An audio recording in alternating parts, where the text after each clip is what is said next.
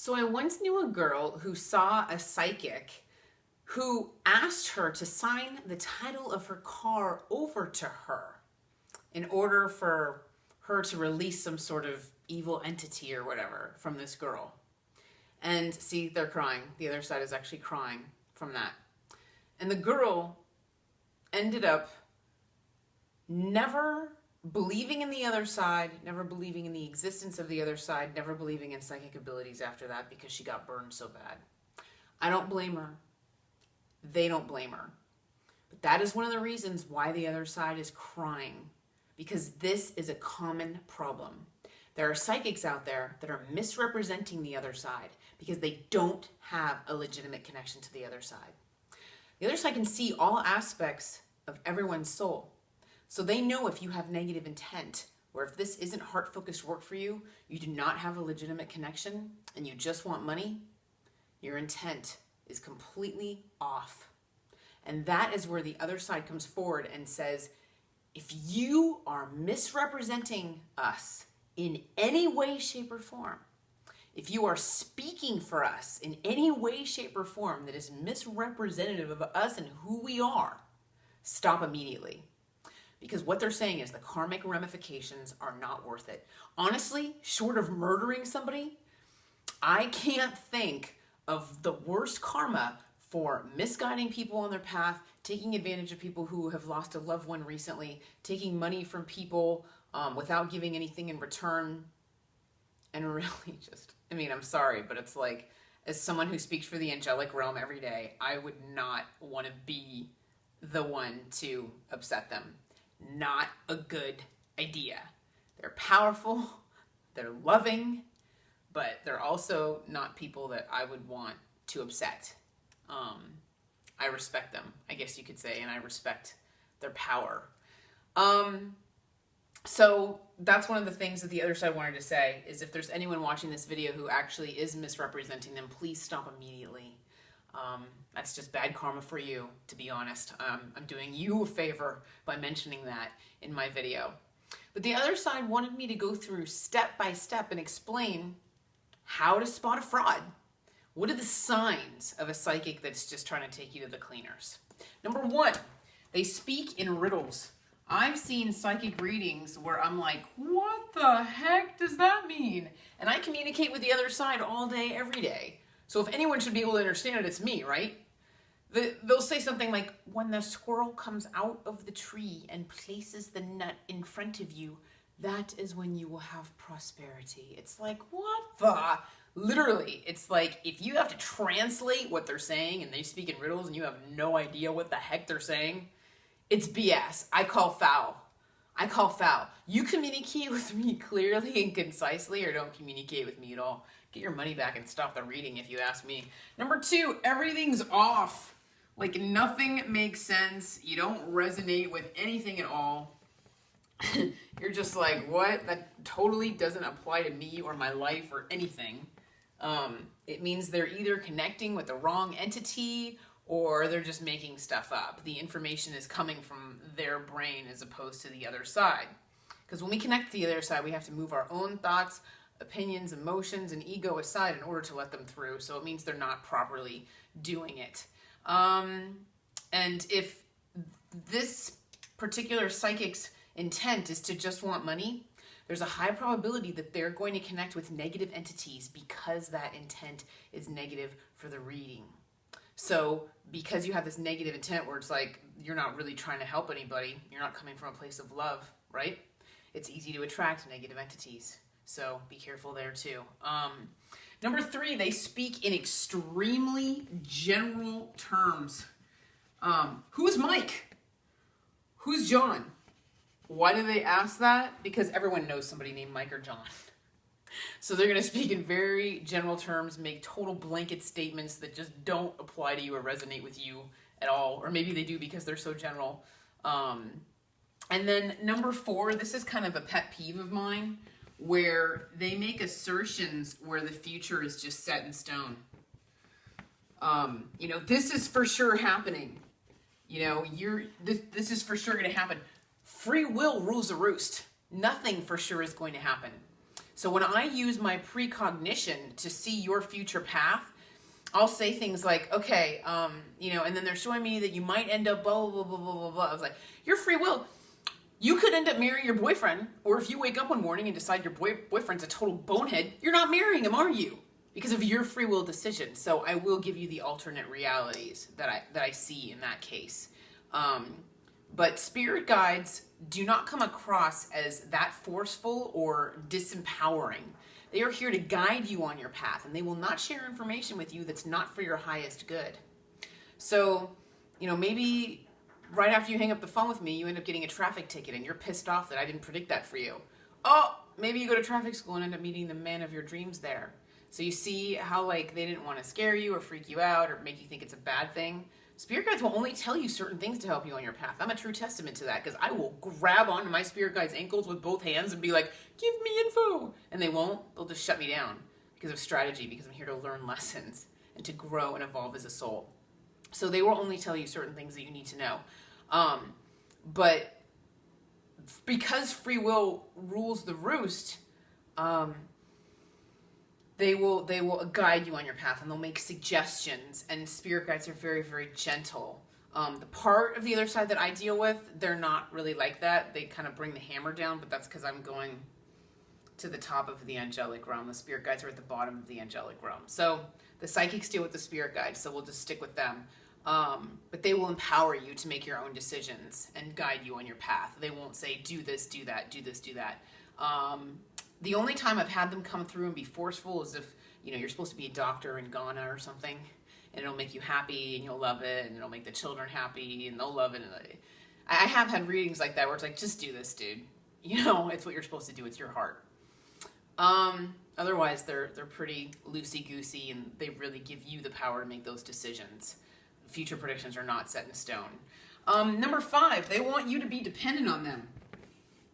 They don't want you connecting with the other side yourself. Nope.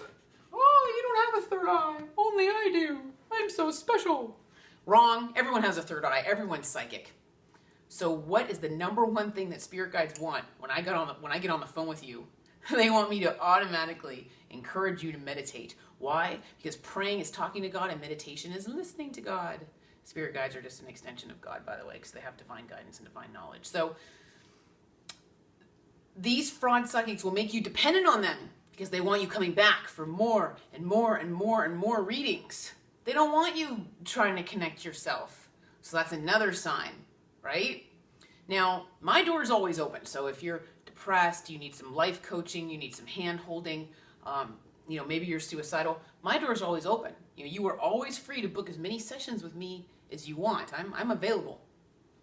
But I'm also going to encourage you to connect with your spirit guide yourself on a daily basis, because they want that desperately. They want that badly. And that's why I make these videos. How to connect with your deceased loved ones, automatic writing, automatic drawing.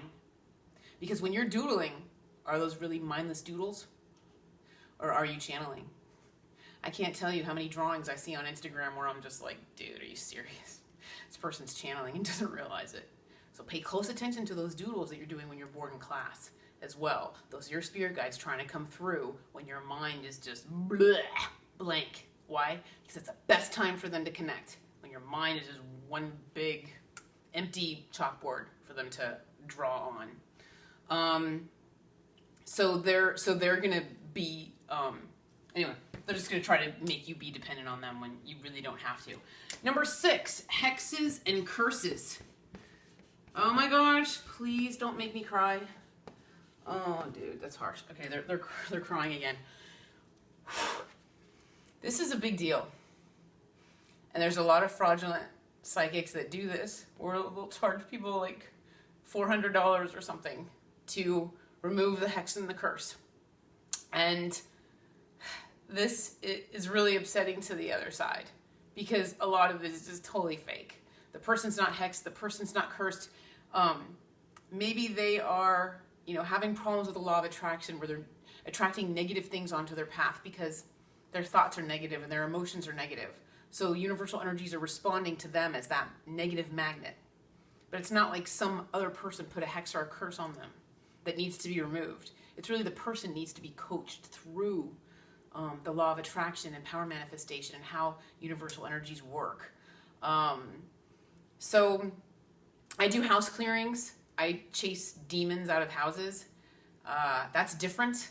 The way you know that I actually did something is that you walk into your house, you don't have any paranormal problems anymore. My ghost busting was actually effective.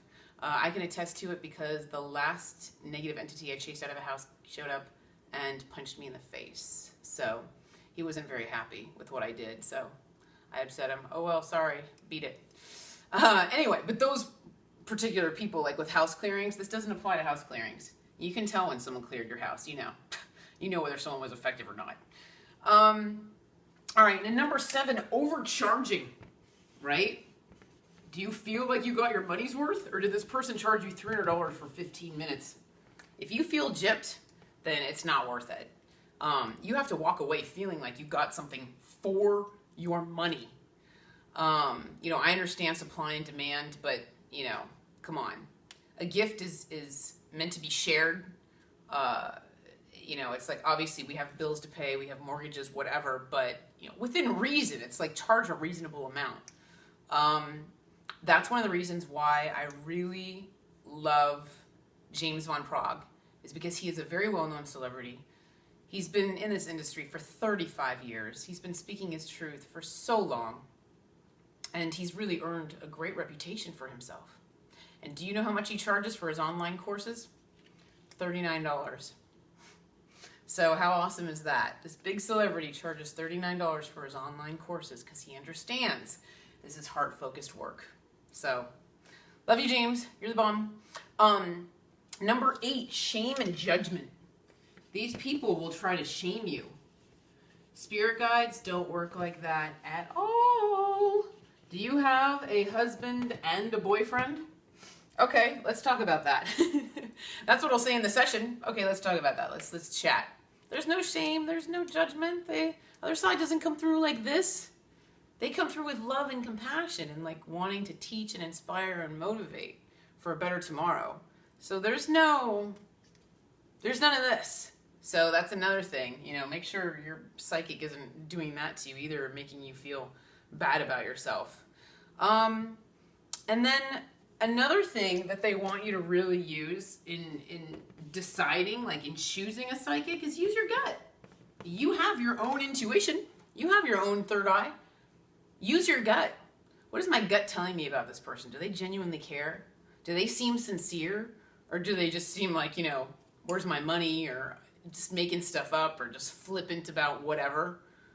Do a read on your psychic. You know, what are you getting from them? What are you feeling? What are you sensing? What's going on here? Does it feel tight, or does it feel like relaxed and open? Tight is no, relaxed and open is yes. So that is your clairsentience, which means clear feeling. Doing a read on this person and kind of instinctually telling you, you know, if they're legit. Another thing that they're going to try to do is they're going to try to sell you other services. Is this like even still on the screen? I have no idea, but we'll find out. They'll try to sell you other services. They'll try to sell you other things just to get more money out of you. I don't know. I mean, obviously, if you need like crystals or something, like maybe you need like amethyst or some smoky quartz or, you know, whatever. It's like that. You know, it's legitimate. I mean, I understand them kind of having like a little prescription for you and, you know, selling little things like that. But when they really try to sell you, upsell you to like a bunch of stuff or whatever, I would be careful with that. I'd have my wall up. But one of the things that the other side is coming through where they're asking you to keep in mind is that they're not Burger King. If you show up and ask for burgers, fries, and a Coke, you might not get it. I actually just did a reading the other day for a woman who's like, I want to speak to my grandmother. And instead her orange tabby cat came through. And it was funny because I was like, well, I got a cat instead. What? And the reason the cat showed up was because this woman felt guilty about euthanizing the cat. She wasn't physically present. She had a relative do it because she couldn't emotionally handle it. Cat came through and told her to release all of that shame. Cat's doing great, living a great life on the other side, loves her, holds nothing against her, let it go. Let it go. And she had just been thinking about the cat the day before. So do you see how the other side brought the cat forward? Because they saw what was going on with her soul, and it's like, you need this. And then they brought forward her grandmother later in the reading. But just to let you know, the other side knows what your soul needs. So when you're sitting here like, I want this, the psychic medium doesn't necessarily suck for not giving you that burger, fries, and a Coke. The other side is giving you what they think you need. And it's not always what you want. It's what you need. So just know, it's not because we suck. It's not because we're frauds. We will ask you questions, but they're actually going to be questions that are pretty detailed. You know, like, hey, does your husband work in, to have a career in IT? Because he feels like he's really good with computers. You know, like, we'll ask something like that. You know, we do ask questions. We will ask you questions. So please don't negate that. I do a lot of automatic writing before my readings, so I will just start talking. We all know I'm verbose, you can tell from my YouTube videos. But I do most of the talking, obviously, in my readings, but I will let you guys get a word in edgewise here and there. No, but I do ask questions here and there. So just to let you know, the other side is saying questions are allowed. It doesn't mean we're frauds. But again, another thing that they're coming forward and saying is that your intent for the reading has to be pure. They are actually saying energetically, I am casting love at you and I'm casting love at the other side, and I'm opening up this nice connection when I read you, when I'm on the phone with you. So the other side is coming forward and saying, please have pure intentions for your reading. They said, even if you're skeptic, just temporarily open your mind, let your wall down and be like, okay, I'm just going to see how this works. As opposed to having a wall and saying, you know, this is stupid, I'm just going to test this person, she's a total fraud. That actually does negatively affect your reading, is your negative intent, because you're not genuinely asking the other side for help so they can bring you healing. You're testing them. So that's why the Chris Angels and the James Randys don't get what they want, because their intent is negative. It's to test. And so the other side is like, no. They're showing me an image of Jesus healing people. And if you came up to Jesus and was like, I don't believe you, prove it, do you think he would sit there and give you scientific evidence, or would he go back to healing that leper? That's what the other side is showing me right now, clairvoyantly. So I just wanted to make this video to kind of like give you guys advice on how to, you know, tell the good guys from the bad guys. There are a lot of people out there that give us a bad name, and I totally understand that. And so I do empathize with you guys, where it's like, look, you know, Christine, I don't have to be a hardcore skeptic, you know, to have a wall up and just wonder, you know, who's legit and who's not legit. So hopefully this helps you as kind of a guide. And in the meantime, my door's always open, because I consider myself to have a legitimate connection. So you can always book a session with me. But anyway, in the meantime, I hope you found this helpful. Take care and be well. Thank you.